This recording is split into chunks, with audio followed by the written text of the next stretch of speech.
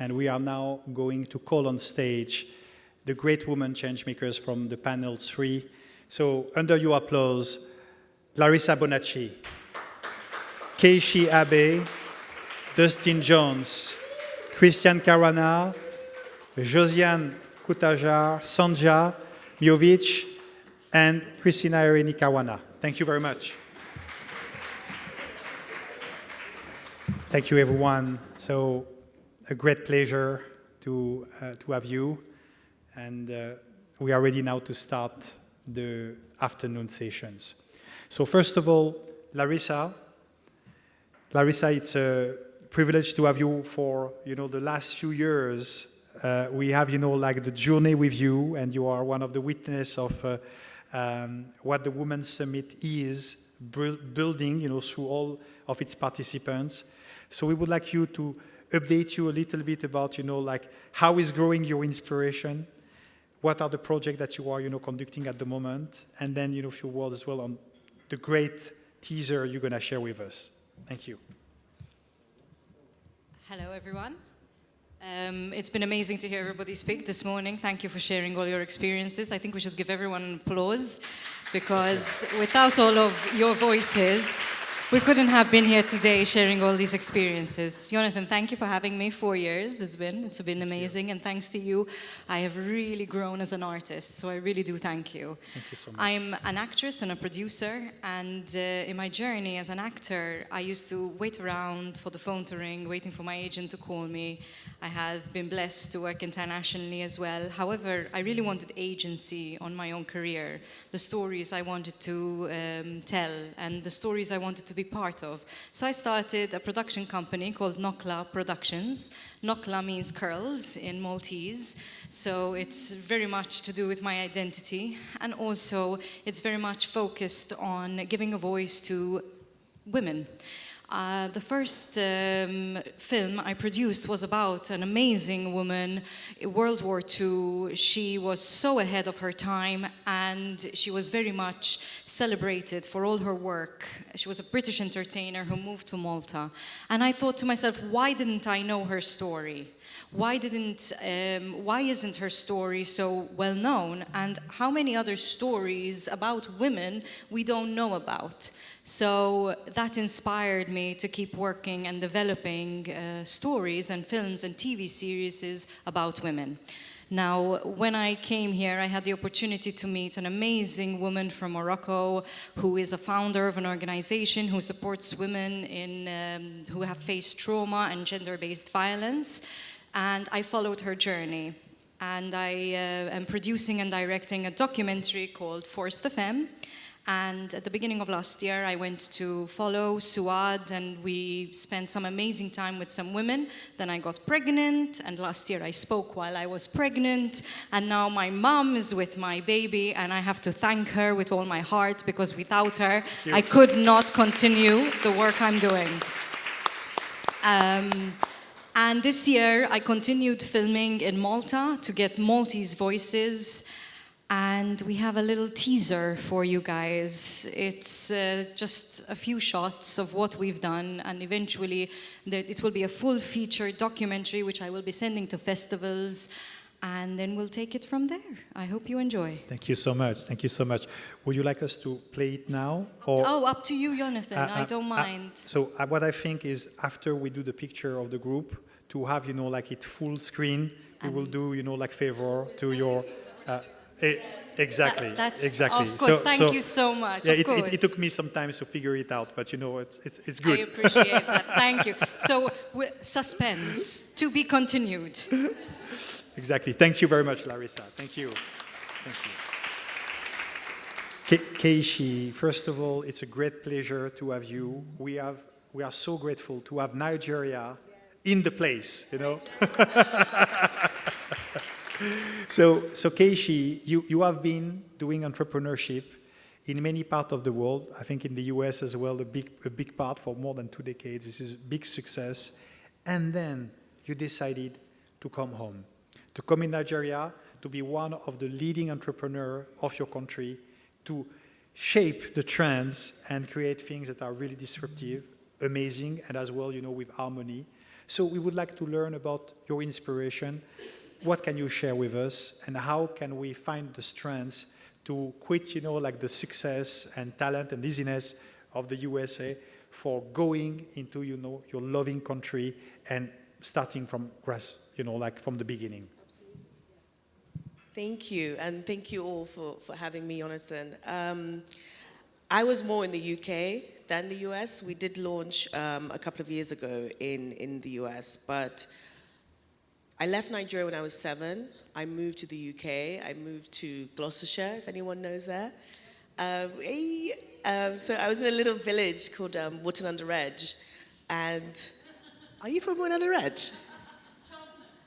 Come on. Yes. Okay. We're going to talk after.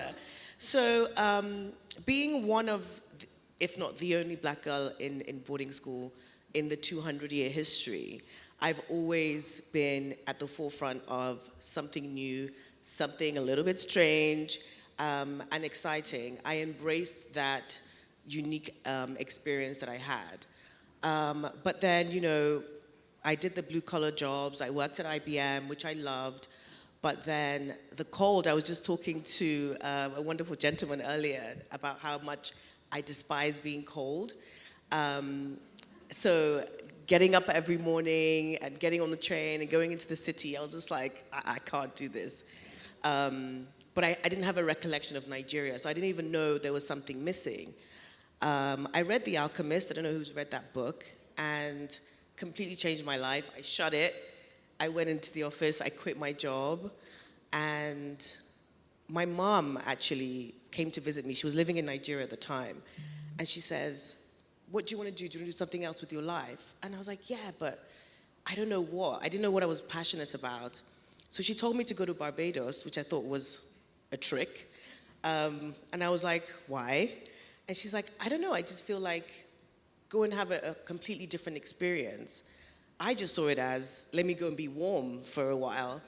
But that country completely transformed the person that I am, like my whole trajectory of life. I wanted to live in Cheltenham and have my garden, but then suddenly I'm in this amazing country with just 700,000 people, led by this amazing woman, Prime Minister Maya Motley. The way she has transformed Barbados, you would think there were 700 million people living there. They're so intentional about nation building, about tourism, conscious culture. They're focused not just on, banking or sun, sea, sand. They've taken hospitality very deliberately, especially within the luxury space. And she's shown how you can be from a small space and create something global. So when I would watch people coming to the island and they didn't know what to do, I had a natural flair for concierge and travel, and I would help them sort of navigate the island. That my mom again was like, okay, what do you want to do next? And I'm like, you tell me, because you seem to be great at like figuring out my life. And she said, come to Nigeria, come and do 1 year. There's something we have called NYSC, National Youth Service, where you give back to the community and to the government for 1 year. And I said, okay, let me do that. And I started sort of working in an IT firm for the government until my late uncle said, you're really good at planning trips and planning people's lives. Why don't you start something like that? So I took what I learned from Barbados, where this small country created something huge, and I said, I'm going to use that as my raison d'être, to start my own company. There aren't any luxury travel companies. There aren't a lot of women doing big business. So instead of looking for an inspiration, I'm going to be the inspiration. I'm going to start it. I'm going to start my company. I got my IATA license. I'm the first one to own a fully sustainably led country club in Nigeria. So I pooled my UK experience. I pooled what I learned from Barbados. And now I employ over 100 people in Nigeria. Yes, thank you. Thank you, Kechi. Thank you so much. Dustine, it's it's a great pleasure as well to have you with us. You are as well one of the long and strong, supporter of the conference and spreading it as well in Texas and beyond. You are Dustine, at the crossfront of the knowledge of transformation, in terms of corporations and how corporations can, whatever the size, be more positioned and tilted toward sustainability and success. But it's not an easy way. It's not an easy journey. So could you share with us, first of all, what, is your inspiration to support organizations and to bring them, to the level of empowerment from within? Why do you always give me the really big questions? There are so many ways to answer that, honestly. But from my experience, transformation in an organization comes from the core of the organization and the people in the organization. You don't have an organization without the people, and you cannot bring in transformation without bringing the people along with you. And I think in a lot of corporate, and I have worked in many different industries, many different size organizations, and what I have learned is that if you are corrupt at the top, it goes all the way through the organization. It creates hostile work environments, it does all of those things that doesn't allow you to succeed. And I've seen businesses that have just rotted from the inside out because they don't care enough about their people. So, and we as women in corporate, and I don't know how many of you work in a corporate environment, we're not always the nicest to each other. And one of the things that I have learned and that I really try and live in my day-to-day is bringing that transformation to every team and every organization that I work in. And in order to do that, you have to understand empathy, you have to understand emotional intelligence, and you really have to understand diplomacy. Because part of making that transformation is bringing people along with you. And if people don't trust you, they don't move. Your organization doesn't move, you don't make more money, you don't generate more revenue, because people don't trust that they're invested in what you're trying to accomplish. And so what I've learned and what I really try and do with my teams, so I'm an entrepreneur, just a solopreneur, I do it on my own, but I also work for a very old country club in Dallas, Texas. And so I'm learning hospitality. And what they allowed me to do in that organization is define culture in hospitality, along with how to put together good programs that people trust. How many of you understand human resources? How many of you like human resources?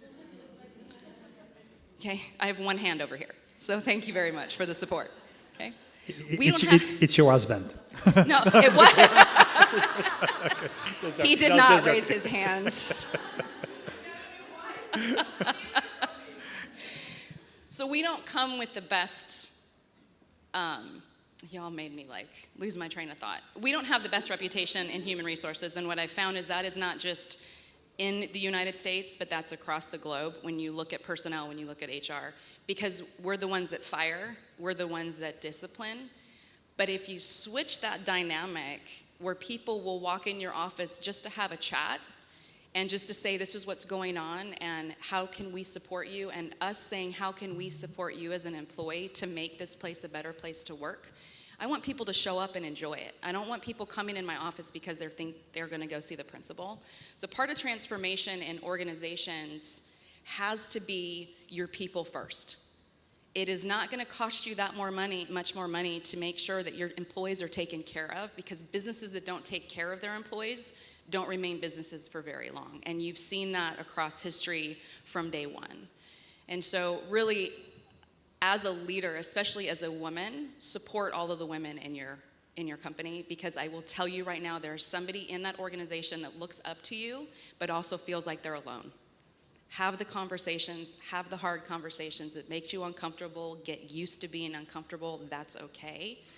But support them, and then if you're supporting that group, you're also supporting the men in the organization too, because they're starting to see that the women in the organization have the power to maintain your culture better than they do. Thank you, Dustine. Thank you very much.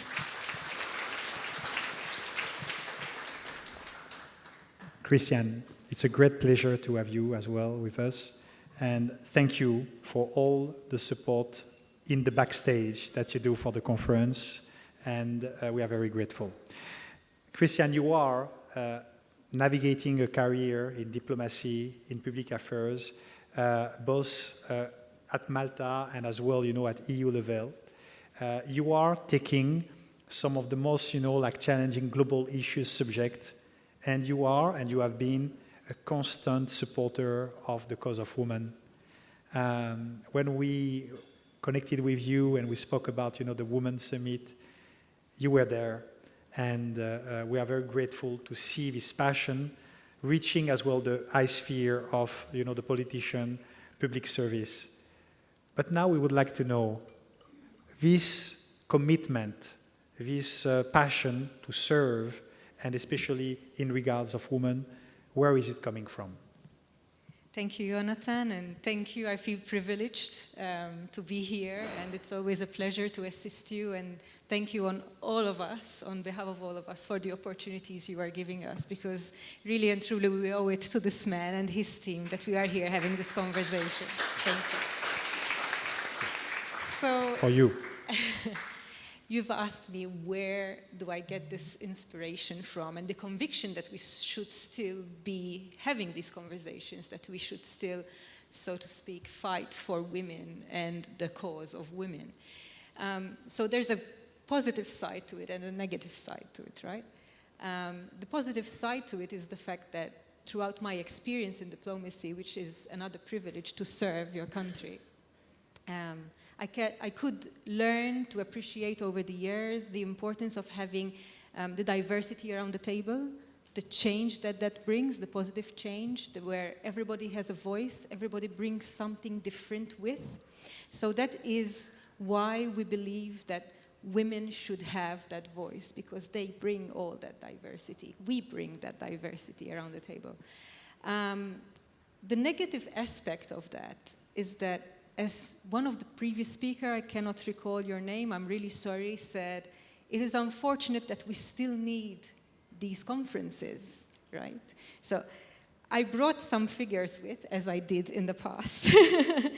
But it's important to read the numbers, because we are all privileged to be in this room. We have our careers, we're quite comfortable in life, but some others are not. And that sum is quite a good number. So if I can quote, for example, 676 million women at this moment in time are living in or close to conflict. So you can imagine the choices that these women have out there. When it comes to my field, working in multilateralism, working at the UN, at the EU, we always push for women and so forth, but then the figures are this: less than 10% of negotiators, of peace negotiators, are women, and just over 13% of them are peace mediators. So that shows that the voice of a woman, the opinion of a woman, the brokering of a deal from a female perspective is not there. It's not there yet. It's not there enough.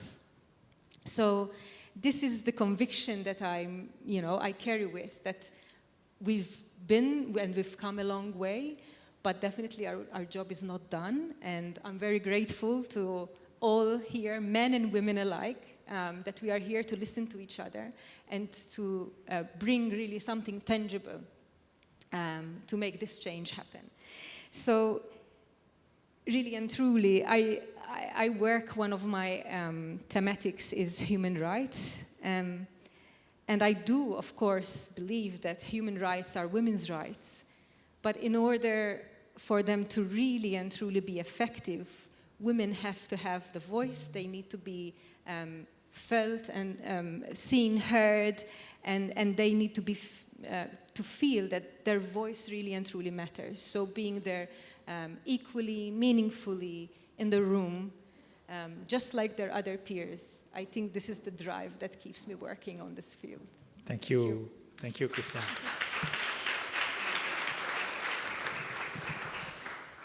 Josianne, you are as well one of the, loyal supporter with passion. And we are very grateful that we have seen you as well evolve, do many things, and come, from EU Parliament and the many contributions you did, for Malta, to servicing, like your vision for the state, for international organizations, or the private sector as well. So this is now a very passionate stage to bring your passion and some of the measures that you have supported at EU level for those main stakes, to see them, applied on the ground. I would like as well to say and to resonate with the prior questions, all this passion, which is 100%, so genuine of public service, where is it coming from? Thank you, and thanks again for the invite. Thank you for bringing such amazing women and men in this room. And it's great to listening to all of you, because my inspiration comes a lot from listening to others. And in conferences like these, when I hear other speakers, co-panelists, there's always those lines, those thoughts, which build on what I already have in mind, but which come forward and bring even better ideas to the front. So yes, my inspiration comes from listening to others, from making contact with people on the ground. When I was a politician for 12 years, I spent lots of time in contact with the people on the ground, listening to people and meeting people, both those who are not highly educated, but who have also lots of thoughts which could translate into important social and economic proposals for the country and for the EU and for the societies we're living in, and also speaking to technocrats who know certain subjects in detail, which I was working upon, such as digitalization, transport, connectivity, entrepreneurship. So this whole conversation put together was always so important. And even now, in this day and age where I'm into self-employment, full-time self-employment for the first time, I switched from being an employee my entire life to becoming a self-employed person. I look towards positive spaces, towards positive teams, towards encouraging people all around. It's so important to also choose the topics, the places, the people we're in. And I think this is something we should keep at heart and in mind. There are moments where we cannot have it otherwise, because that's the reality of life. It's not always that we're in the best spot, that we're in the place we want to be. But what I believe is that in every stage of life, if we look 360 degrees around us and our life, there's always something positive. There's always people around us who we could seek for encouragement. Maybe sometimes we do not see them or appreciate them enough. And there are always positive things to do.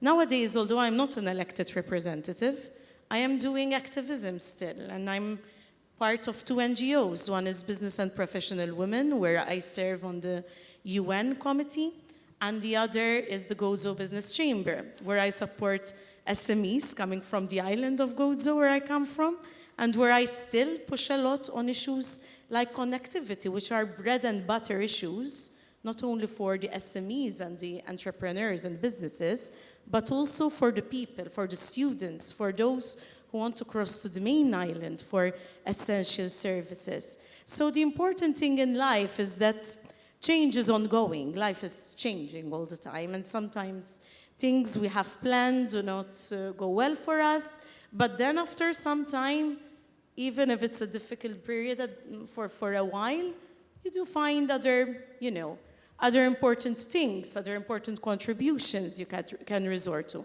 And if you love or are passionate about a topic, a subject, or want to be an activist, there's always space, whether it's being in politics, whether it's being in an NGO, whether it's using your social media nowadays to voice your opinion and also influence policymakers, whether it's writing a book. Where's Kimia? There she is.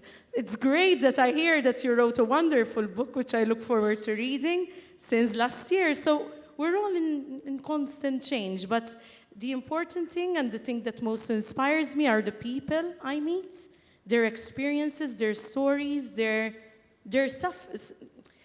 suffering moments and the challenges, because I'm a person, although I work a lot with the private sector, I know that being true to myself, I need also to give my public contribution. I cannot have it otherwise. So I managed to combine self-employment and working with entrepreneurs along with some public contribution and activism in NGOs. So everywhere we go, every stage we are in life, there are lots of things that we could do. It's a question of choice and also being inspired by what really matters to us and the values, the inherent values that we all carry, along with the vision that we have. Thank you so much. Thank you, Josianne. Thank you. Sanja, it's a pleasure and privilege to have you as well. You are acting on many fronts to support the economy and the dynamism, of the talents in your country and beyond. We would love to know as well what is, bringing you on this aspect of impact, while you could have perfectly be choosing, a path much more comfortable and much more easy. You choose really to serve in the dynamic, strengths of development, startups, entrepreneurships, and to do that for your country, Bosnia-Herzegovina. Well, thank you, Anatol. First of all, you have to give me a minute for a personal note. Me, as a professional visitor of the conferences and participant for more than 25 years, organizer as well, never in my lifetime I have not seen a person, man or woman, who moderates all the panels by himself, one after another. Never. So really, kudos to you. I'm so impressed. And even without reading, I've been trying to find a paper. Still, but you try to do it with your phone. Really, I'm so impressed that really, a big applause for you. I've never seen this in my life. Never, really. Thank you so much. Amazing, really. I'm so impressed, and I'm The power is you. You give the power of the people that stand by your side. Okay, thank you. And of course, thank you for putting us in this lovely, room and the conference. And, you made me feel like I found my tribe. Literally, it feels very like, nice. Finding your tribe. And now about serving and about impact, which are my mantras and keywords, what I would like to say is that serving is a privilege. To be able to serve in any kind is actually a privilege, not an obligation, not even a choice. I really think that it comes as a serious privilege, and I take it like that. You're right. I've had the privilege to have a very, very rich career and to create a lot of impact, and hopefully way more in the times coming. And I have to tell you that I didn't share this, maybe not even with anyone, but I've been avoiding conferences like women conferences, speaking about women empowerment. I've been really avoiding it for many, many years because primarily I felt like I'm not on the stage, or I'm not where I am in my career path because I'm a woman. That did not qualify me. I worked hard, I learned, I studied, I sacrificed, and that's what qualified me on the battlefield of whatever career path, not being a woman. So I was avoiding that. And then I was always invited to talk about women empowerment. And women empowerment, I wrote a book. You can read that part in my book about women empowerment. And then I was thinking about it, who actually empowers us? Who is the person who empowers me? And then I realized who were those persons. So basically, I started from the point that my mother was a powerful woman, empowered woman. Then my grandmother. Then my grandmother was empowered. Because the challenges they have to face in their lifetime, we can't even imagine. Given, of course, the historical aspect that when they grew up. So I was thinking And I stopped using even the word empowerment. And I said, okay, being a woman is a life career. I started looking at it as a career, as a very, very privileged career, actually, because I do think that being a woman is a privilege. We can do things that you can only dream about, and in a single move, if you like. So I was thinking that maybe we should just think about it and remember that we didn't have to get somewhere. We were already there. It's just that no one told us that. That's the title of my book, by the way. No one told us. And I think that the central idea that I'm kind of posing as a thesis in a book is that if a woman can successfully lead her household, I think that she has already developed crucial leadership skills. That means if she manages logistics, and she does, if she manages budget, if she manages crisis, if she manages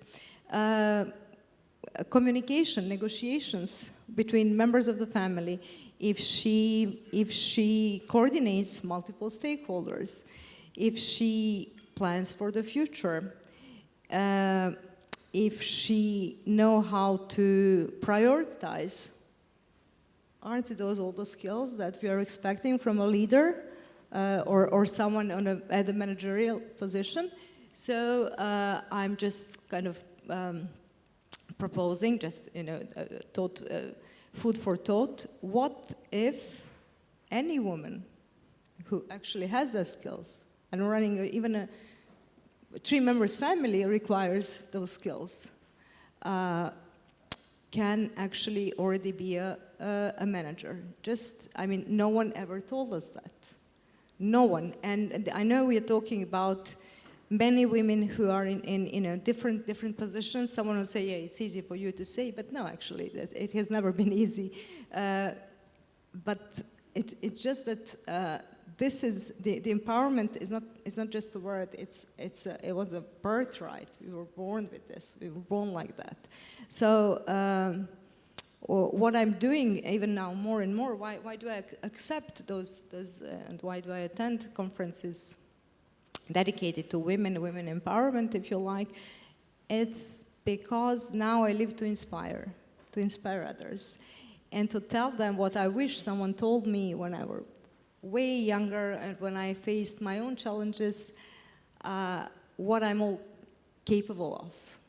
So I'm mentoring many young women. Sometimes I choose them, I pick them up in a room full of. I tell them, would you just let me to work with you 2 or 3 months? Would you just listen to me just for 2 or 3 months? And then I'm being so proud when a year or two they are on the stage speaking about how impactful they were or they are becoming. So I'm like. And I want to tell you, it's just that it is all about impact. And impact has no geographical limitations, if you like.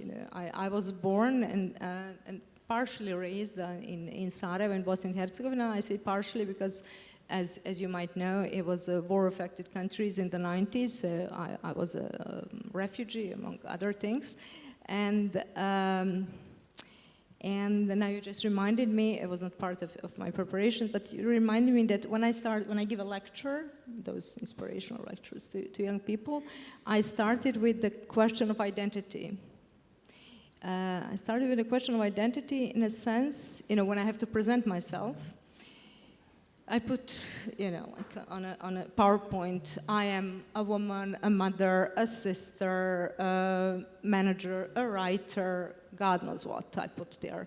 Intentionally, I kind of exaggerate sometimes.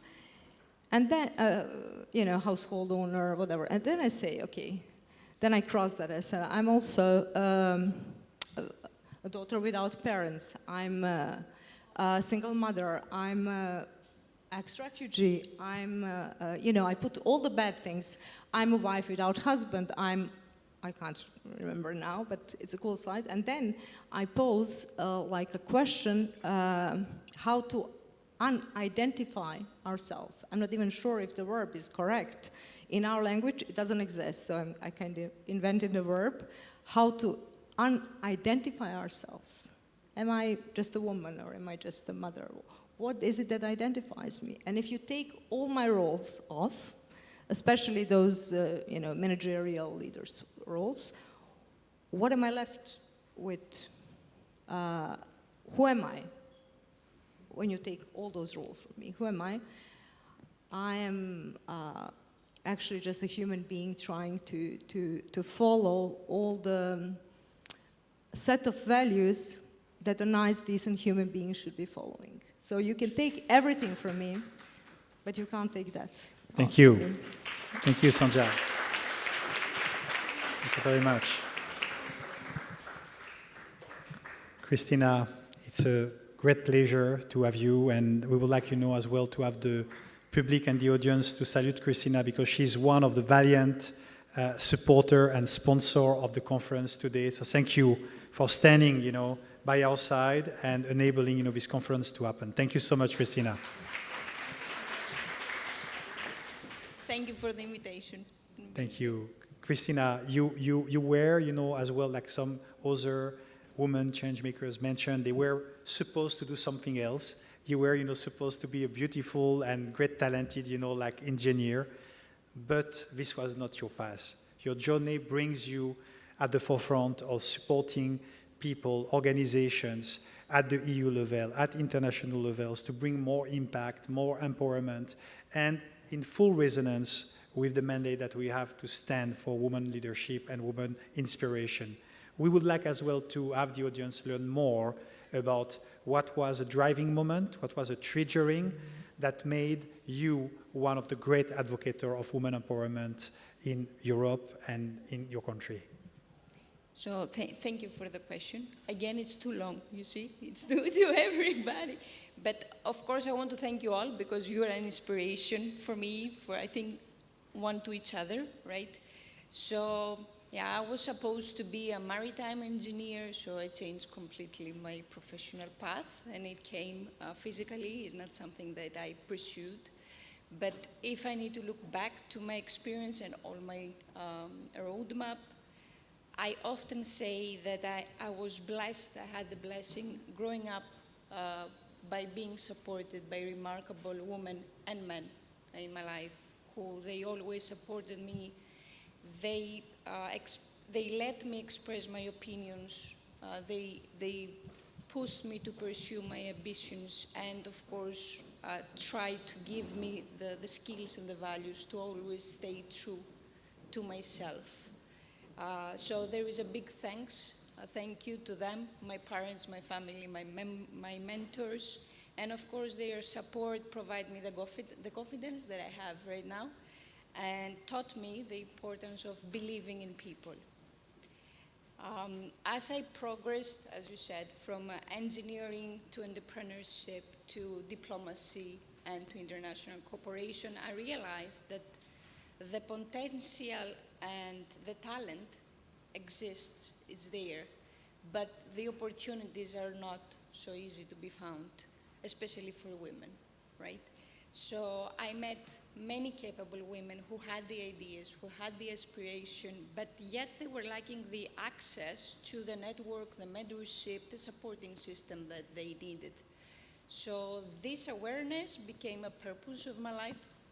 So through my companies, NIFINIA, the European Institute for Diplomacy and Policy, I made a target, a purpose of my life, and I'm focused on creating ecosystems where people, and particularly women, can access opportunities, develop leadership skills, and build meaningful ecosystems around them. Because for me, empowerment is not giving somebody a voice. For me, empowerment is providing the tools and create the space and the environment for everyone to use the voice that they already have. Thank you. Thank you so much. Thank you so much. Larissa, coming back to you, you are navigating the waters of creativity, creative industry, and from, like a producer standpoint, we have in the audience some women that have the dream to carry out their first documentary, their first movie, their first short or long, a movie. What can you tell us about, how they can leverage maybe financing or ways or some advice you can have that will give them the chance to explore this path that you are now, representing at the Maltese level and beyond? Thank you for the question, Jonathan. So we've heard a lot of advice which is relevant to any industry, that is to go for it whether you're ready or not. Always follow your vision. Face rejection with flair. Do not let it get to you. You're going to face a lot of rejection. I can keep going on and on and on. If we're going to specifically talk about the film industry, if I have to talk about Malta, I will admit that our Arts Council is amazing. For the past few years, there are so many initiatives that is giving a voice to artists where you can apply for funding. Yes, we always want more funding. However, it's accessible. I wish I had all of this when I was starting out. So doing the research, looking at home, at what the government is offering, and then always collaborating with other people. I think I found my strength when I started opening up my doors and inviting women, men, anyone who wanted to collaborate, who had a voice, who had my values and my passion. I think that is very important, to align yourself. And I believe someone mentioned this. It's about finding those people who believe in you, you believe in them, and together you can create magic. And I will admit, I do kind of tend to gravitate towards women because there's a certain sophistication there and a certain flair. I will use the same word. However, I have collaborated with so many interesting and talented people. I would also say that taking up initiatives. For example, I had the opportunity to be part of an initiative that is by the Erich Pommer Institute, which is based in Germany, and 15 female European producers were chosen, and I was lucky enough to be one of them. And I will admit, when I applied, I was very much not expecting to get chosen. I did not believe in myself. So that's another tip, I suppose. Believe in yourself. Because when I got that letter that I got into the initiative, I was very happy. And I said, if I didn't apply, if I listened to those negative words, I wouldn't have got in and I wouldn't have met all of these amazing women who now are collaborators. And that's another advice now that's coming to my mind. We're not here to compete against each other. We're here to learn from each other, listen from each other. And every single industry that we are in, we can share our experiences because there's always something that we can give to each other so that we can progress within our businesses. And then if we want to go abroad, not to be scared of that. I have been traveling. I actually live in London, but I come back to Malta. I was 30 years old when I moved to London. I was very scared because I had everything on the island. I was performing, acting, I had a great job, all of the financial stability in the world, and I left it all behind. But if I didn't do that, I wouldn't have grown into the person I am now, and I wouldn't have founded my company. So but if anyone wants really in detail, I'm very happy to sit down, have a chat, and go through it all. I don't want to bore you with the details. But as everybody's been saying, believe in yourself. Because if you don't believe in yourself, who will? Bravo.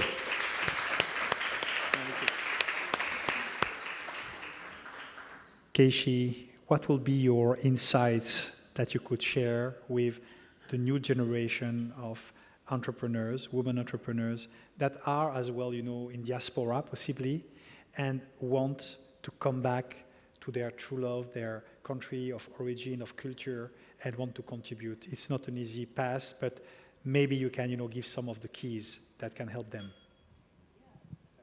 Absolutely. And that's a great question because no one's actually ever asked me that. Why did I even do it? A lot of people think I'm just nuts for moving back to a country that had nothing, I didn't know anything about it. But it ended up being one of the best decisions. And I think no matter where you're from, right, I can only speak on my experience with Nigeria. it's such an eclectic country, 36 states, but we might as well be 36 different countries. But I always see challenges as opportunities. So firstly, your mindset has to change.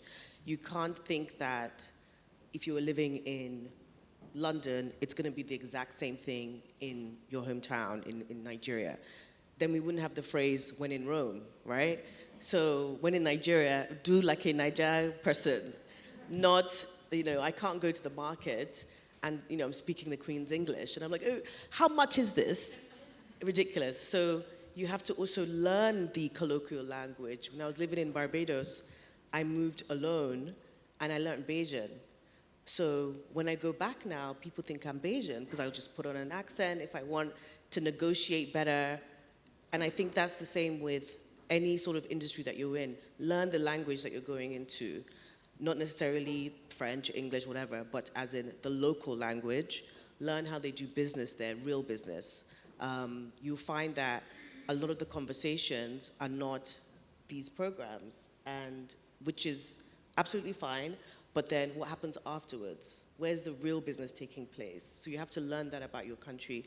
You got to be confident that what you're going to do may fail. It may not be a success, and how will you take that? And how do you learn from it?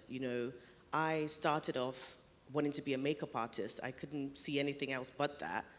And I got tricked into going to university because my mom says, oh, I'll open a spa for you. And I was like, okay. But then, working hard and understanding that language and understanding how to kind of get what you want without being sort of forceful, I think is also great. And having an open mind and a thick skin. Okay, I'm coming in from, a wonderful life in England with electricity. I've never thought about electricity before. But I'm in Nigeria and I'm talking to someone and it's pitch black. And I'm like, what's happening? And everyone's just, normal. And so now I have my best friend. I had her move to Nigeria. And we were having a conversation and the light went off. And she started acting crazy. And I was like, I must have settled in now because this is absolutely fine. And it's these little things that show you've grown because you've kind of amalgamated with this new culture.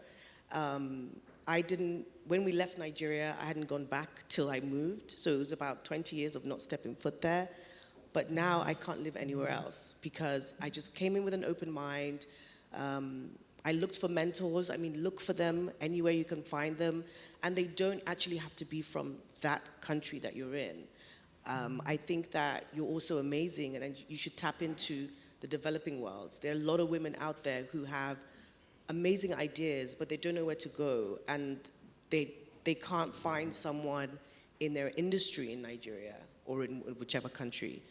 But maybe someone in Brazil has this fantastic idea and they're going to encourage them to do something outside of the box. So I'm very much, yes, if you're moving to a new country, embrace it.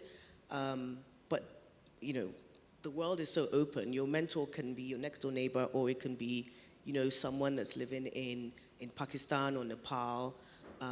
But ultimately, just go ahead and do it. If you want to do it, life is too short to be like, oh, I wish when I was 16 I coulda. Just do it. Everything I've wanted to do in life, so far, I've done it. Some have worked, some absolutely have not. I'm still waiting for my tattoo. So once I get the tattoo, I'll let you guys know that I've done everything that I want to do. But yeah. Thank you. Thank you so much, Kechi. And a round of applause for our friends from Nepal. Thank you for making such a long journey to reach inspiration as well here. Thank you, and we are grateful for your presence. Thank you so much.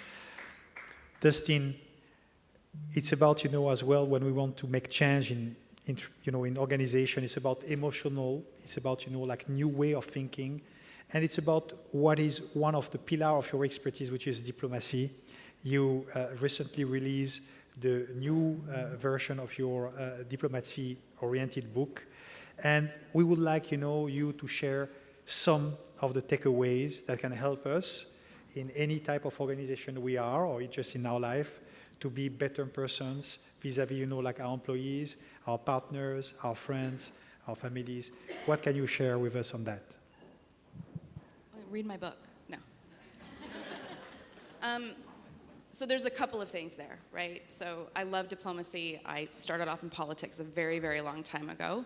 And somehow I came full circle of learning, taking what I learned then and bring it into corporate America and in the corporate world and in my entrepreneurship. So emotional intelligence, I know those are very big buzzwords in organizations, but it really means something.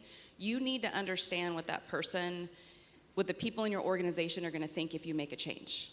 How do you make sure that they understand what that is? So along with emotional intelligence, you being somebody that can relate, comes empathy. If you're sitting across from somebody and telling them, I'm changing your role, or I'm doing something else for you, or you're not doing well, you have to understand what they're thinking, or put yourself in their shoes. That's what empathy is, right? So that's huge in an organization, and I feel like the really big organizations, Google, Microsoft, Amazon, you become a number and not a person anymore. My best friend worked for Amazon for almost 15 years, very high up in talent acquisition, and she quit because she was just simply a number. And they wouldn't make adjustments for her as a person. And that is hard to stomach when you're giving everything you have to that organization, because let's be honest, we spend more time at work than we do with our own families most of the time. And I was that way for a long time. So empathy, emotional intelligence, diplomacy, knowing how to speak to others, and part of diplomacy, and I'm a really big advocate, is transparency.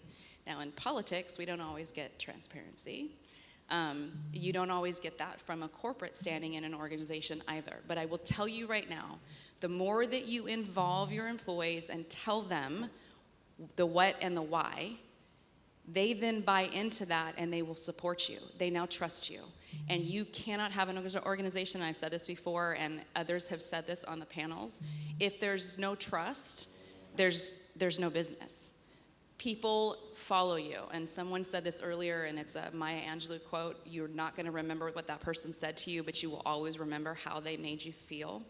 And so I go into organizations, new organizations, being more concerned about how I make that person feel when they leave than I do about what I say.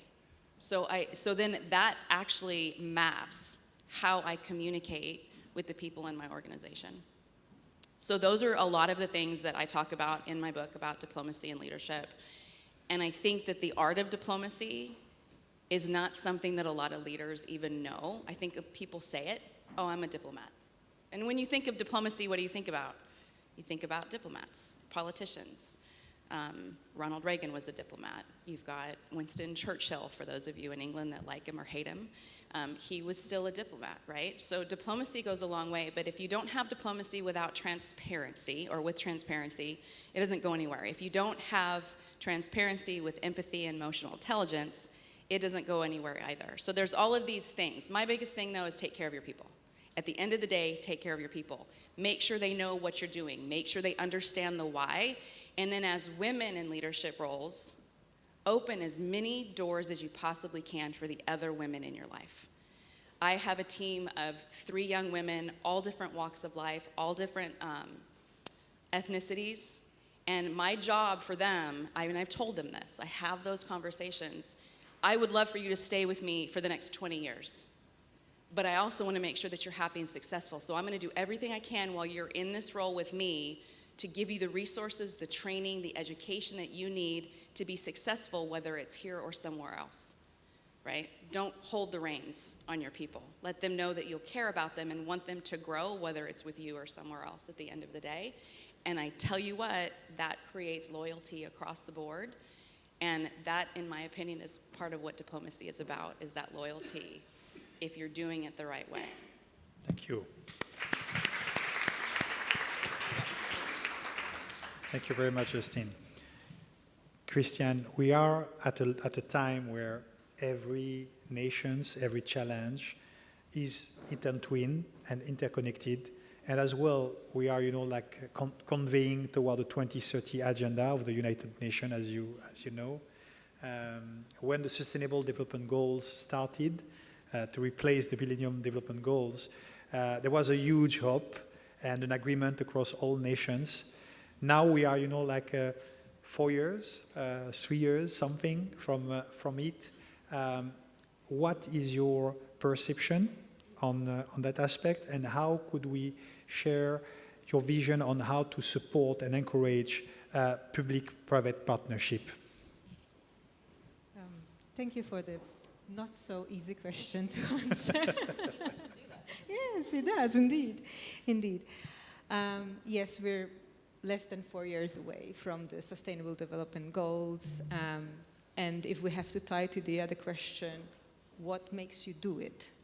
I think this is a question not just for me as a diplomat, by the way, but also for each and every one of us, is that we as entrepreneurs, as women in public policy, as civil society, anything that we define ourselves by, we all have an obligation towards each other to make sure that those goals, which all the countries in the world, by the way, had agreed to, right, come together and fulfill that. And how do we do it? So if I may steal some of your lines, because they were all in my script, and I will just boil them down to 3. So how does public and the private partnership come into? So first and foremost is trust. So there has to be will. I put in my notes political will, because of course that is my industry, this is where I come from. But unless there is will from everybody, nothing's ever going to change. And we have, I have experts, I'm lucky to have experts on either side of me that served in politics, that changed their lives around, but by changing their lives around, they also influenced what was happening around them, not just in their circle, but in the wider world. So aside from me being proud, I think that's one very important point to keep in mind.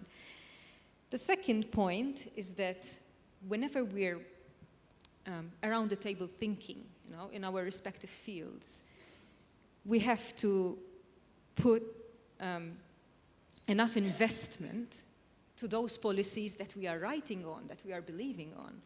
So it could be as simple as having, I don't know, free childcare in your system.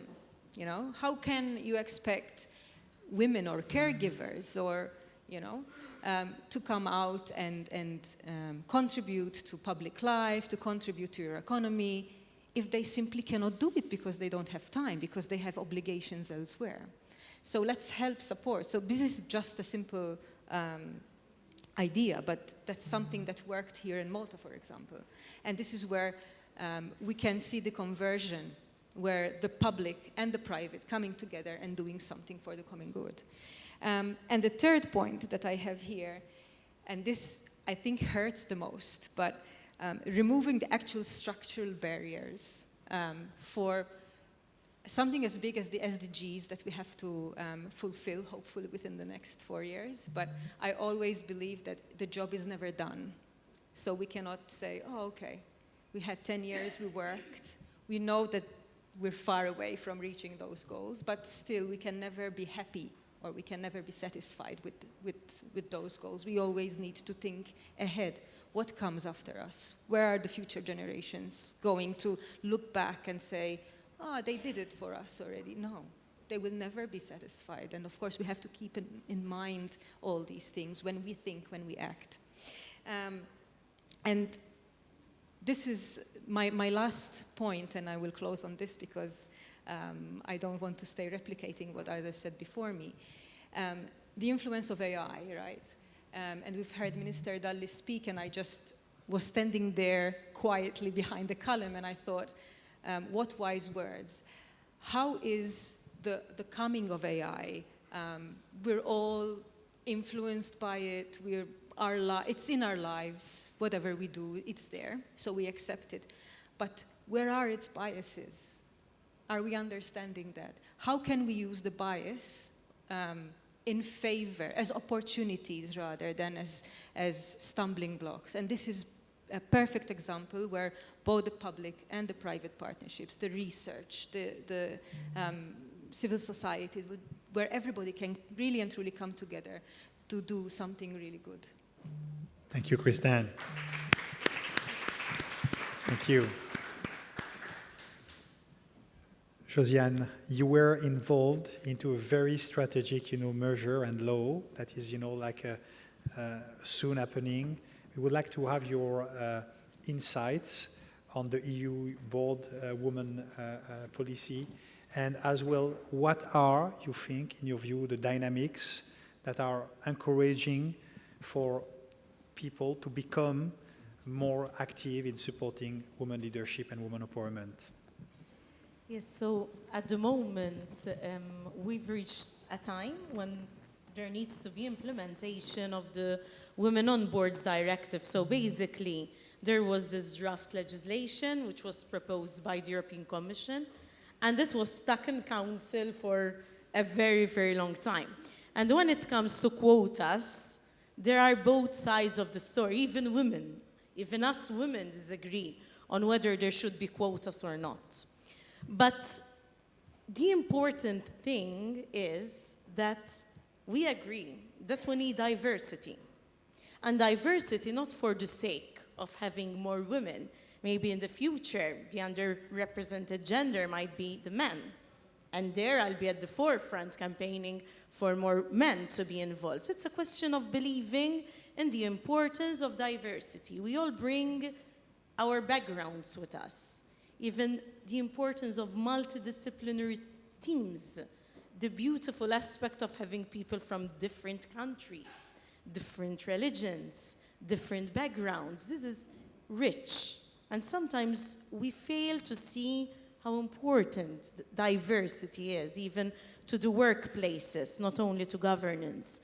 And yes, during my time, this Women on Boards Directive, when I was an MEP, finally, there was the agreement also by the Council, and now we're reaching a stage where we need to see that it's well implemented. So in this regard, in the specific example, there are certain percentages, obligations on publicly listed companies. It does not apply to SMEs, but I would like that SMEs also believe in the importance of female talent, on the importance of having diversity also at their workplaces. And there's a 40%, for example, obligation that when it comes to non-executive directors, 40% of the publicly listed companies need to be females in this case, because females are the underrepresented sex. And there's also a 33% obligations when it comes to the underrepresented sex across the board when it comes to directors. But apart from the numbers and the targets, which are important because we need to, Christianne earlier on mentioned some statistics.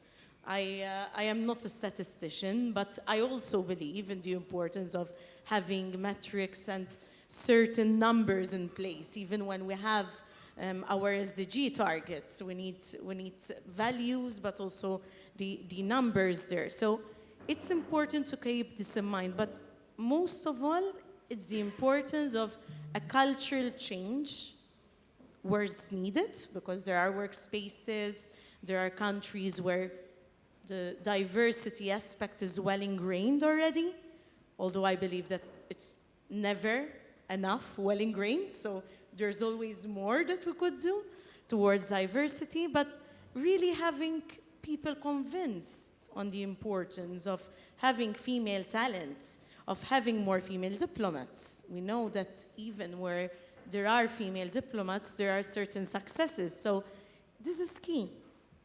And the more we pass on this message, the more we have more inclusive and more successful societies, businesses, and workspaces. And yes, this is one of my missions. I'm very passionate about connectivity, given that I come from the smaller island, and I am multimodal, and I spend lots of time traveling, and the fact that I come from an island member state, so I must catch that plane to go to Brussels, where I still do some work there. And when I was an MEP, I had to catch that plane weekly. So I'll be present both with the constituency locally, but do the work in Brussels. But also I'm passionate about inclusivity. It's a short life we have on this planet, and it's so important to have the positivity in the places we are and the inclusivity, and to listen to each other, get inspired, and help each other out. Yes, why not? Let's not be too proud of ourselves, and where we need help, assistance, let's ask for it. Women need a platform to set off. I was inspired by what you were saying. It's the platform sometimes which is lacking, and that platform is provided by other females, but also by other males. And thank you, Jonathan, for providing this platform for lots of women today. Thank you very much. Thank you, Josianne. Thank you. And thank you, all of you. Sanja, you are at the, as well, epicenter of the PPP, the public-private partnership in your country and in the regions. You are as well collaborating with Malta and with many, Mediterranean countries, and you are a senator in that perspective. We would like to have your sentiment and insight on what can be improved, what could be possibly improved to bring more impact through all the different stakeholders that participate in that conversation. Oh boy. Okay. Well, I mean, we have a good start here in the room. Actually, we could confirm my theory, one of my many theories, which I implement and prove in practice, and that is that if you put 50, I could play with less, but let's say 50. Let's be realistic. If you put 50 right persons in the room, persons, okay, men and women. In this case, you can stay in the room. We will keep you. Sanja, could you change your mic? Could you change your mic maybe for a mic that is a bit stronger? Sorry, I apologize. No. Can we have another one? Can we check maybe? Yeah. Hello again. Yeah, much better. Okay. Yes. Did you hear me? Do I have to repeat all this? Okay, good. Very good. Thank this you. is better. Thank you for that. So we're going to keep you in the room. One of my theories is that really, but looking from a global perspective, if you put 50 right persons in the room, you could create such a strong global playground that you can't tell which minister in the morning will no longer be a minister, which minister will become a minister tomorrow morning, which country or which, I don't know, person will be giving a new project to the nation, which bid will never be implemented, which company will get the project, road construction, let's say, railway construction. So you just need, I can play, I told you, with less than 50 because I know 30 now that are actually doing and playing level. So it's just about being at the right time in the right circle, but also pushing your limits, and of course, I mean, as I said previously, doing it in a very, very humanistic manner, of course, with commercial aspects covering all that. So when you ask me about the impact, it is all about the impact. And for those of you who I haven't had a chance to present myself yet, I am running an investment foundation called Impact. And what we do specifically in Bosnia and Herzegovina, what we did in the last 4 years is we developed 2,300 business ideas, started 700 small businesses, mainly supporting, of course, young and women entrepreneurs, and we even have people coming back from diaspora, which you mentioned diaspora, and thank you for that. That's a really important aspect. And we employed more than 1,000 people. That it might not sound a lot, but it's a small country, and still country that still feels the war traumas, still very, very divided in every sense, politically, religiously. I mean, it's a mess. But I think that you create an impact wherever you are. If I would come to Nigeria, which I actually founded SIVABA, it stands for Southeast So this Europe Western Balkan Business Association, it was one of my playgrounds at the conference. I named the panel Western Balkans, West Africa. It sounded good, you know, Western. And out of that, we created a global association. So we connect people from West Africa and Western Balkans. So that's a very concrete, it was really like a fun for me. I said, oh, that sounds good, let's do something about it. So, I mean, A, it has to be fun. B, just do it. What can I tell you? And if you would let me, if you would let me be what I am, it is, I mean, being authentic, which it is not a strategy, it is really a lifestyle. But let me be l'enfant terrible un petit peu, would you? I'm missing a word here. I've been listening very carefully, not just, of course, this panel, other panels as well. I skipped one, and I apologize for that. But there is a word I don't think I've heard all day long in this room, and maybe I didn't hear it, so I apologize in advance. And that word is, if you ask me, the only word that should be existing in any language, that is love. So as love, it was mentioned several times. It was mentioned. Okay, yes. okay. Yes. So allow me to mention it once again, to point it out that love is officially strongest energy in the universe, the energy that we all came from. And when I speak about women, when I think about women, and when I want to show the importance and the importance of why we are better, really. I mean, it's a fact. It's not like it's a fact that we are better in so many things, but better as managers, as leaders, as why? Because we always add a very secret ingredient to whatever we are doing. So we add love. And I think that whoever is focused on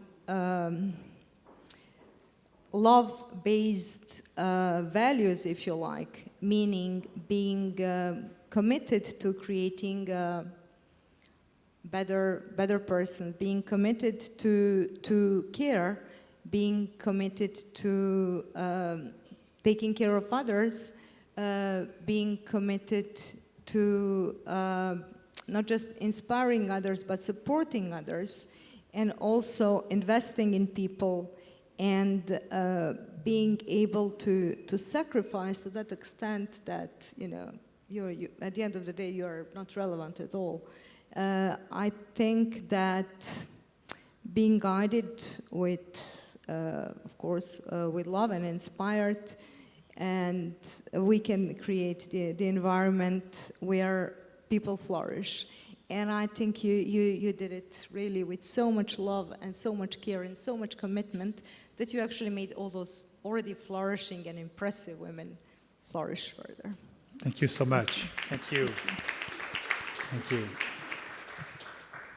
Christina, one of the field of expertise and commitment that you have is mentorship, is to spread through education more and more impact on many aspects. Could you share a little bit about, you know, what you do, and as well how you see this, you know, growing in terms of impact for the good sake of greater good? Oh, we can stay here for days if you want. I will be short, I promise. So, yeah, for me, working to different fields like, of course, entrepreneurship, leadership, women empowerment, European funded projects, so different diversions. What I have seen that is needed is that we really need to move from the commitments that we are making to actual measured actions. So depending to the gender equality that we are talking about, this for me, and I believe all of us here, we will agree with that, needs to move forward from being just a statement on papers and reports. So it needs to be reflected in investment decisions, leadership pipelines, access to funding mechanisms and support systems, and of course the access to real markets. On one of the most important shifts is recognizing that empowering women is not just a social objective.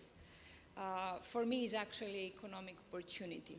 When women are given the opportunity to lead, to be part of the decision making, to take actions, it's not only benefit themselves but entire communities, and of course provides economic benefits as well. So from my perspective also, we also need stronger cooperation between governmental bodies, professional institutions and organizations, right? Investors probably, and civil society. I believe that sustainable change happens when we build the ecosystem and not staying just to isolated initiatives. So for me, what I'm keeping, let's say, every day on my mind is that the real question for me on the market and for women entrepreneurs and women change makers, right, is not whether women are capable to do so. For me, the question is if the systems that exist can support women to flourish further. Thank you so much. Thank you. Thank you. As we are reaching, the conclusion of this panel, I will ask each one of you the same question, and if you can, answer kindly in less than 1 minute. What will be the message in your respective field for the women that are listening to us to give them the power and energy to journey to their own purpose? Larissa, what will be your message? I suppose my message is collaboration, because with collaboration, you have a platform to have stories be seen, be heard. Women can give resilience through this collaboration. And I would say the women around me inspire me, the resilience gives me strength, the collaboration gives me energy, and the storytelling gives me purpose. Thank you. Thank you. Thank you. Kechi, we want your power and energy. Yes.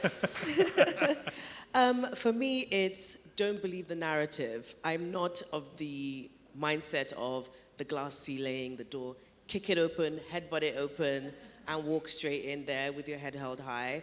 I'm not part of the, I love women empowerment, but I want it to be measurable. I want us to have access to capital. I want us to have access to access. We were talking about, a lady was saying about, going into yachts now, you don't need to own it. But we need to have the access to the markets, access to this conference. I didn't even know about it until, we met in Davos. And platforms, creating platforms. Policy is what we were talking about here today, needs to move to platforms where people will have access to collaboration. So we can say things like collaboration. We can meet our fellow kind competitors. We can learn, we can get educated. So I'm of that mindset of change the complete narrative and just go for it. Thank you, Kechi. Very nice. Justin. Those are powerful and hard to follow. There's all sorts of things going through my head, but there's a couple of things that I've heard since I've been here, and that's building relationships.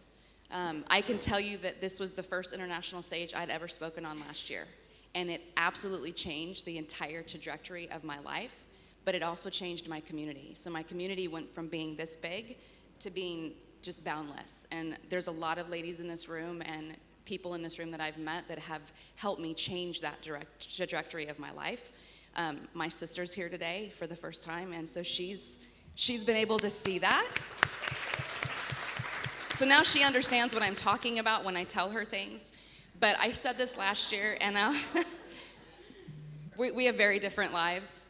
And I will say this again like I said last year. If you are a woman that is on the edge, and I don't mean mentally on the edge, I mean on the edge of saying, I want to do something and I don't know how or I don't know when, do it. Take the step off the cliff and build your wings on the way down. Your community will support you. Thank you. Thank you, Dustine. Christianne. Can you hear me? Yeah. Yes. I just need to continue on this, continue building on what my previous speaker said. Stop questioning yourselves. no matter what you do. If you want to be a diplomat, if you want to be a woman farmer, whatever you want to do, stop questioning yourself. If you put your mind to it, the resources will come, the network will come, as we are all here. Don't be scared to ask for help. Don't be scared to say, yes, I don't know, but I will get to know once I start doing it. Because I feel that many of us women do question ourselves, and we don't take the plunge because we never feel ready enough. It's never enough. But we are enough. And I think this is the message that I always give to my daughter, and I will always share with everyone who asks me, but is this the right thing to do? Well, if you're asking me, it means yes. Thank you. Thank you. Josianne. My advice would be to consult, listen to others' opinions, especially those who you trust and who believe in you. However, at the end of the day, you need to take a risk. We all need to take risks in life. So that's life, taking risks, informing ourselves, but being able to go sometimes into uncomfortable zones for us to be able to grow. And I always follow my gut. It's my gut which guides me a lot. And so far, my gut has proven to always be right. So we need to listen more to that innate internal voice that we have and trust it a little bit more. We have our innate voice which guides us a lot. Let's give it more space, maybe by giving us more time, by taking care of ourselves a bit more, nourishing ourselves a little bit more, because we cannot love others, we cannot overflow energy, positivity, and positive work for others if we do not love ourselves a little bit first. So that's my advice. Thank you so much, Josianne. Sanja. Thank you. Well, first, I was thinking, you inspired me to think about it. I mean, 10 years ago, this was unimaginable.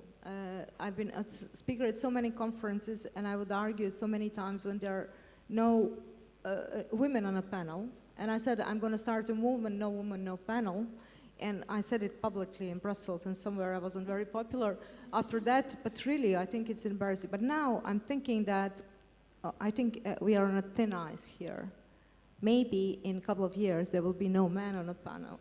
So I think we need to find a balance here because women, and I think there are some studies and some really concerns going into that direction that we are kind of squeezing out men, which, okay, it's not like I'm going to start crying now because of that, but really, there is a thin line here of what the balance is, because we witnessed that it's really, I mean, some things should be put back into order, into, factory settings, if you like.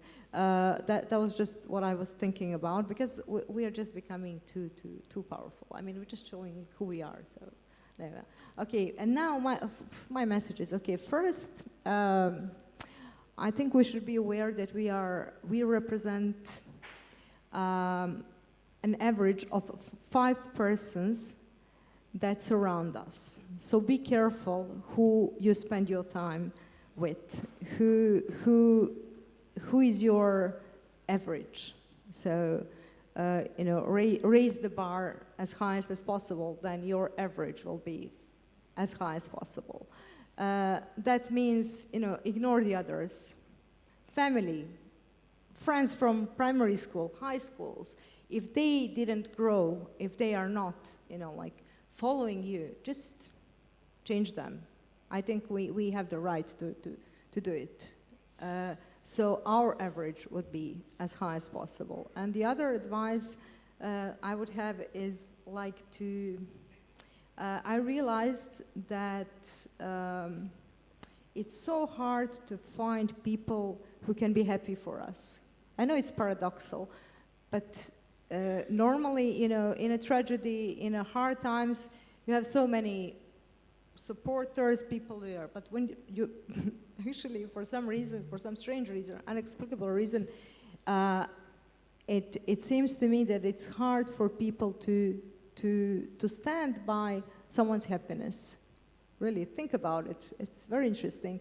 So just think about who are the people who are really happy for you? When something nice happens, well, whatever you win an award, you publish a book, whatever you get your PhD, who will be the first person you're going to call that will be really happy for you? Then who will be the second, who will be the third, who will be the fourth, or if there are many, well, good for you. Just think about it.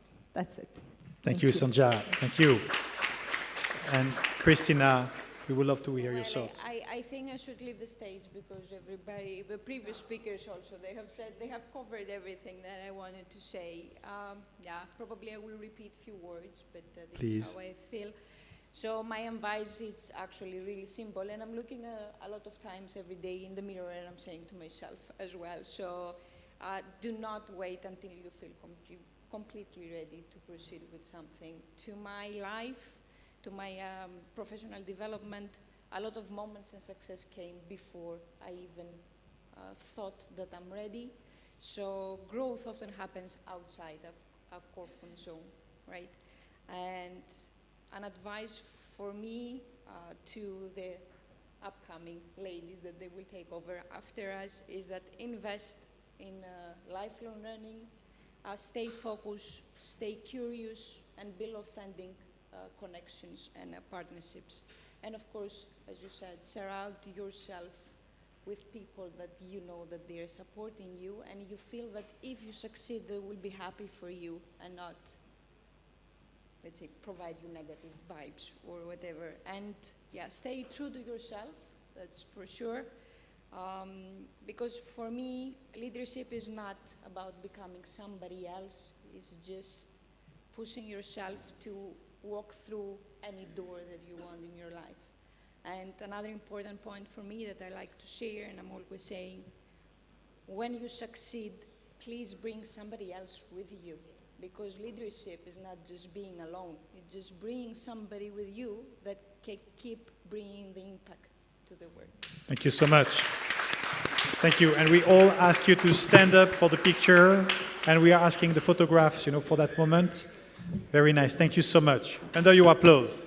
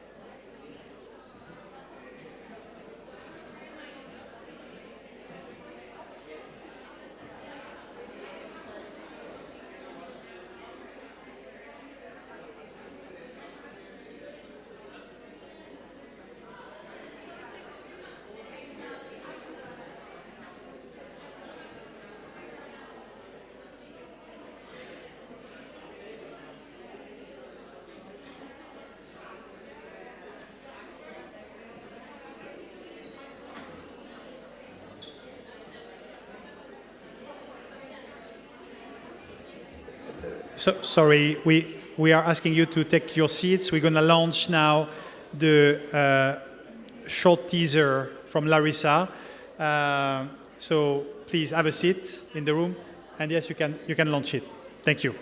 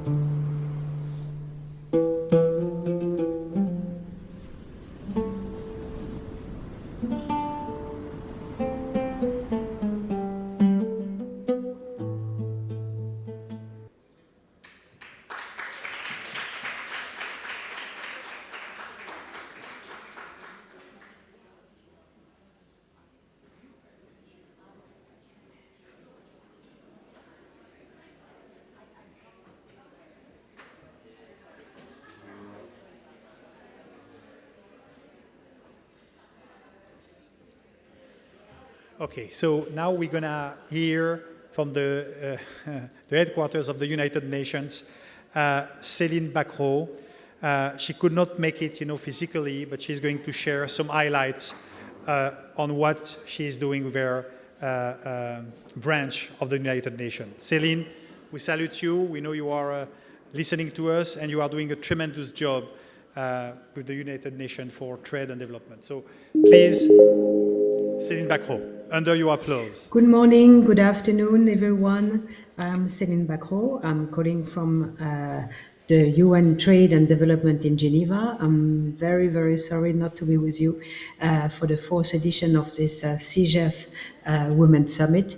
But it's always a pleasure to contribute to the discussion, the panel, and the work for women advancement in the world. I think that it's a great and noble cause that we all have to defend. So congratulations to the team of CGF. Let me speak for a few minutes about women, what we do in UNCTAD to contribute to the advancement and the empowerment of women. I will start first with my a little background. I'm an economist, and my goal has always been to promote economic development, to reduce poverty, contribute to economic growth, and this for in all places in the world which is needed, and especially for the most vulnerable. And part of this vulnerable populations, we have women. Unfortunately, while we count 50% of the population, women are not always well represented in I would say the force represented as the most powerful groups in the world, and we still face a lot of weaknesses.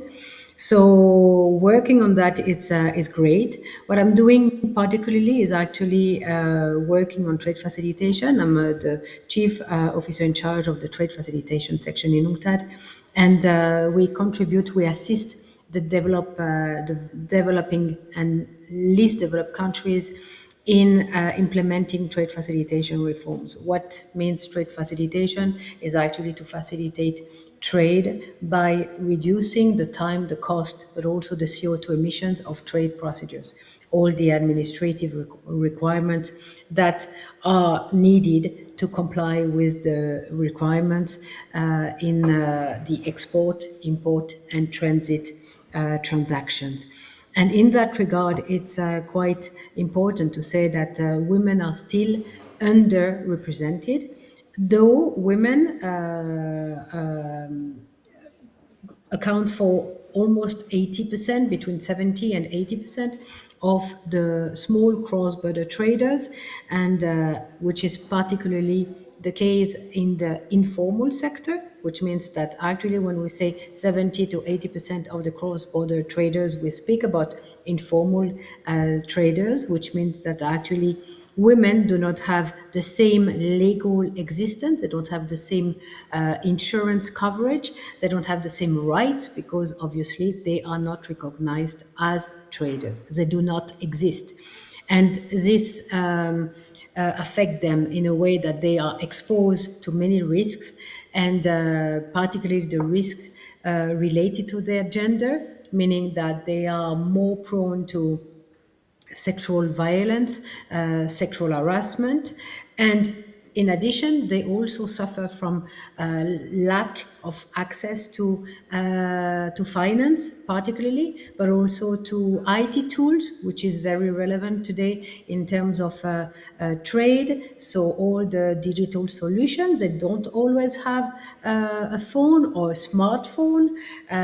They would have a features phone, but not always a smartphone where actually the information are more and more published. So they are excluded from this information. So what we do in UNCTAD is to assist the governments in including the women in their policies. We talk about women mainstreaming, women empowerment, women inclusion, and that's what we do.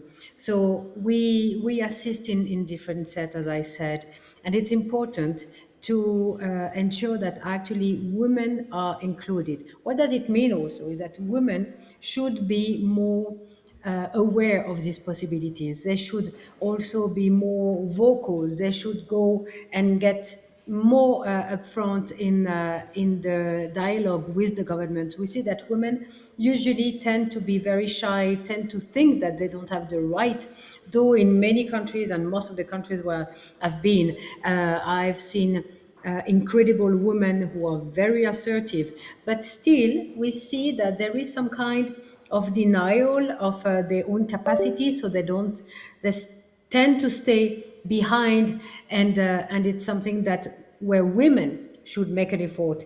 And I would say that it's not only in developing countries, it's also in developed countries where we should position ourselves at the forefront, and not staying behind like we have been for many centuries. And this is very important because as we see today, we have some figures, for instance, women, they contribute to 40% of the exported value in developed countries, but it goes down to 25% in Africa, and it's the same, more or less, a little bit more for Asia and Latin America. So women contribute to economic growth. They contribute to the value, to GDP of the economies, but they just have to increase their capacity. They have also to become formal. They have to stay away from this informality because it affects them, it makes them more vulnerable. They have to be integrated in a formal way to the workforce so that they can be recognized, they can have the security, they can have the safety, they can have the insurance and the legal existence, which will give them the possibility to expand, to develop their business. So it's very also important for women to understand that staying in the informal sector prevent them from developing, from blooming as trader, as a woman trader. So they have to integrate the workforce by becoming more formal. And last, I would say that women, we should remember that actually being here and representing 50% of the humanity means that we have a role to play, and it's our time to shine. And that's why every morning I go to work, I do my best, as little as it is, to contribute to the well-being of the world, and working with women on all the continents, brilliant women, gives me hope that will be more and more able to contribute to the world. And obviously, as I I would be a little bit feminist in my conclusion. We know that when women are, involved and included in the policy or strategies, it's always better. So again, thank you very much for listening, and sorry for not being with you next time. And I wish you a beautiful session. Thank you very much.